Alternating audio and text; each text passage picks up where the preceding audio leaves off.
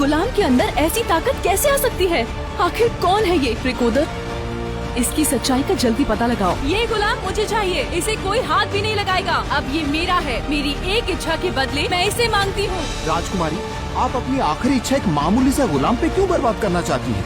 मैं उसके साथ क्यों चाहिए था सुंदर राजकुमारी को एक गुलाम? कौन था वो गुलाम? सुनिए ये पूरी कहानी। सुंदर नगर में डेथ मैच का आयोजन होने वाला है। राजकुमारी मणिकर्णिका भी इस आयोजन में पधार रही है। मौत का खेल तो इन अमीरों ने अपना शौक बना रखा है। डेथ मैच में गुलामों के लिए एक नियम बनाया गया था। अगर एक भी गुलाम राज परिवार के किसी भी योद्धा को हराकर जिंदा बच जाए तो उसके साथ सारे गुलामों को आजाद कर दिया जाएगा। लेकिन ये सब इतना आसान नहीं था, क्योंकि इन गुलामों की जिंदगी नरक से बदतर थी और इन्हीं गुलामों के बीच कैद था 16 साल का नील वायुपुत्र, जो कोई आम कैदी नहीं था। कल आजादी का नया सूरज निकलेगा। हालत देखिए अपनी और हम सब की। पूरे दिन हमें पीटा जाता है, हम तो अपने पैरों पर ठीक से खड़े भी नहीं हो सकते। अब चाहे मणिकर्णिका आए या यमराज, कल मैं यहाँ से निकल के ही रहूंगा। आखिर कमजोर नील कैसे लड़ेगा राज परिवार और राजकुमारी मणिकर्णिका के शक्तिशाली योद्धाओं से? सूरज की पहली किरण के साथ डेथ मैच शुरू हो चुका था। काल कोठरी में नील का पूरा शरीर गर्म लावे की तरह दहक रहा था। उधर मैदान में एक एक करके गुलाम मारे जा रहे थे। दोपहर तक लाशों के ढेर जमा हो चुके थे। एक तरफ अमीर लोग जीत का जश्न मना रहे थे, दूसरी तरफ रोते चीखते गरीब और गुलामों के परिवारों का दर्द धरती और आसमान को भी दहला रहा था। अखाड़े में खड़ा सुंदर नगर का बेरहम और ताकतवर राजकुमार राजदत्त लोगों को चुनौती दे रहा था। तभी नील ने अखाड़े में कदम रखा। उसे देखकर राजदत्त बोला, तो तू अभी तक जिंदा है? लगता है तेरी मौत मेरे ही हाथों लिखी है। मेरी कहानी सुनकर लोग दुआ मांगेंगे कि उनके घरों में कभी कोई तुझ जैसे भाई और रिश्तेदार ना हो। रिश्ते कमजोर लोग बनाते हैं, मैं अकेला ही काफी हूँ। चल अब मरने के लिए तैयार हो जा।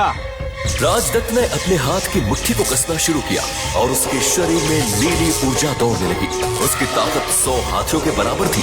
राजदत्त ने नील के सीने पर उसी मुक्के से वार कर दिया। नील कई फुट दूर जाकर गिरा, लेकिन इस बार उसे जरा भी दर्द का एहसास नहीं हुआ। राजदत्त को इसकी उम्मीद तक नहीं। थोड़ा और दम लगा राजदत्त, इतना मेरे लिए काफी नहीं है। राजदत्त भूखे भेड़िए की तरह नील पर टूट पड़ा।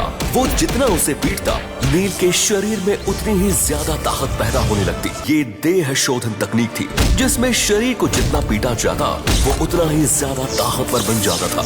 नील को अपने वार आसानी से झेलते देखकर राजदत्त का गुस्सा बढ़ता ही जा रहा था। तुझे कुछ हो क्यों नहीं रहा? क्या तू मेरे सब्र का इम्तिहान ले रहा? तो फिर ये ले। राजदत्त ने नंदी सहस्त्र मुष्टिका से नील पर हमला कर दिया, जिसकी ताकत 10 परमाणु बमों के बराबर थी। तो नील कई फुट दूर जाकर गिरा।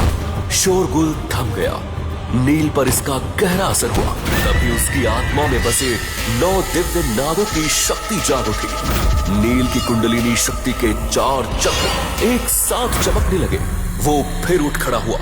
ये देख वहाँ बैठे लोगों को अपनी आंखों पर विश्वास नहीं हो रहा था। इस हमले से कोई जिंदा नहीं बच सकता था, लेकिन नील ने राजदत्त की पूरी ताकत सोख ली थी। तेरा समय पूरा हुआ राजदत्त, अब मेरी बारी। नील ने एक जोरदार मुक्का राजदत्त को मारा। बस एक ही मुक्के में वो धूल भागते हुए कई फुट दूर जा गिरा। लोग खुशी से झूम उठे, ढोल नगाड़े बजने लगे और मणिकर्णिका अपनी जगह से चौंक कर खड़ी हो गई। एक गुलाम के अंदर ऐसी ताकत कैसे आ सकती है? मणिकर्णिका के खास मंत्री रिकोदर ने जब नील की कहानी बताई तो मणिकर्णिका के पैरों तले की जमीन खिसक गई। यानी मेरे साथ इतना बड़ा धोखा। अब मैं इन लोगों को नहीं छोड़ूंगी। तभी नील मैदान में चिल्लाते हुए राजा नागेंद्र से बोला, डेथ मैच के नियमों के मुताबिक मैं जीत गया और अब आपको मुझे और इन सारे गुलामों को आजाद करना होगा। राजदत्त की हार उसके पिता युजवेंद्र और बड़े चाचा नागेंद्र को बर्दाश्त नहीं हुई। नागेंद्र किसी चोट खाए घायल सांप की तरह फुकार रहा था। वो इतनी आसानी से नील को छोड़ने वाला नहीं था। वो चिल्लाया, इतनी आसानी से नहीं नील, तुझे आजाद छोड़कर मैं इतने बरसों की अपनी मेहनत बर्बाद नहीं कर सकता। मैदान में फिर मौत जैसा सन्नाटा छा गया। नागेंद्र ने अपना हाथ लहराया और नीली बिजली की तलवारें हवा में घूमते हुए नील को घेरने लगी। नील जानता था कि वो नागेंद्र का सामना नहीं कर सकता। नागेंद्र बिजली की गति से नील की तरफ दौड़ा। नील बस अपनी मौत को सामने देख रहा था। तभी एक कड़क आवाज गूंजी। रुक जाइए महाराज नागेंद्र, उसे छोड़ दीजिए। नागेंद्र के कदम वहीं रुक गए। मणिकर्णिका, आप जानती भी हैं आप किसे बचाने की कोशिश कर रही हैं? एक गद्दार के बेटे को, जो मौत की सजा पाया हुआ एक गुलाम है। याद है आपने मुझे एक वचन दिया था, उस वचन के बदले मैं इसका जीवन दान मांग रही हूँ। नागेंद्र ने अपनी तलवार भटक दी। सम्राट बिंदुसार की बेटी की बात टालने की औकात नागेंद्र की नहीं थी। नील के साथ बाकी गुलामों की बेड़ियां भी खोल दी गई। वो सब आजाद होकर अखाड़े से बाहर जाने लगे। लेकिन जैसे ही वो लोग नगर की सीमा के पास पहुंचे, सारे गुलामों पर लोहे का जाल फेंक दिया गया और वो फिर से बंदी बना लिए गए। इससे पहले कि नील कुछ समझ पाता, आसमान गरजने लगा और लोहे की बड़ी सी हांडी जमीन पर आकर गिरी। उसमें से एक घिनौना सा दिखने वाला बूढ़ा आदमी बाहर निकला, जिसे देखकर सबकी चीखें निकल गई। नील गरजा, कौन हो तुम? तुम्हारी मौत अघोरा। अघोरा ने नील को अपनी हांडी में खींचा और उसे अपनी पीठ पर लाद कर फरार हो गया। सबके चेहरे मौत के डर से सफेद पड़ चुके थे। आखिर कौन था अघोरा और नील को कहां ले गया? किसने भेजा था उसे और अब वो क्या करेगा नील के साथ? क्या ये मणिकर्णिका की कोई चाल थी या किसी और की साजिश? कैसे बचाएगा नील अपना राज्य और अपनी बहन को? क्या वो ले पाएगा अपने पिता की मौत का बदला?